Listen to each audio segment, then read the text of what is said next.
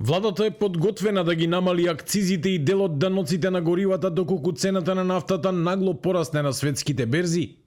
Премиерот Христијан Мицкоски најави дека оваа мерка се разгледува како начин да се ублажи ударот врз животниот стандард на граѓаните. Тој предупреди дека поради ескалацијата на конфликтот на Блискиот Исток, можно е да има економски притисоци особено врз цената на нафтата. Според него, Македонија нема голема зависност од природниот газ, но нафтениот сектор може да се соочи со раст на цените. Владата веќе разговара со Министерството за финансии за можни мерки ако дојде до поскапување. Мицковски уверува дека безбедносната состојба во земјава е стабилна, но економските ефекти од глобалната криза може да се почувствуваат.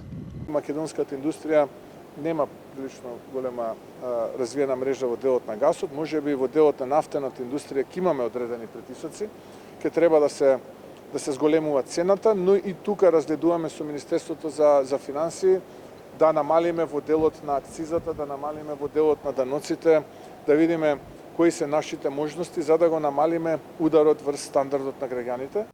Економските експерти пак предупредуваат дека ескалацијата на конфликтот на Блискиот Исток може да има директни последици врз македонската економија.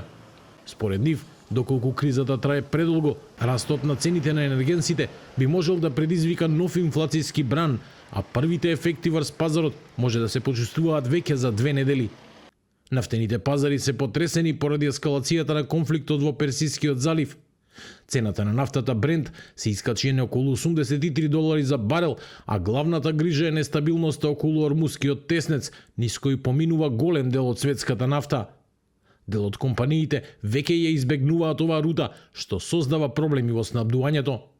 Од почетокот на неделата цените на нафтата пораснаа за околу 16%, а дизелот во Соединетите Американски држави достигна највисоко ниво во последните 2 години.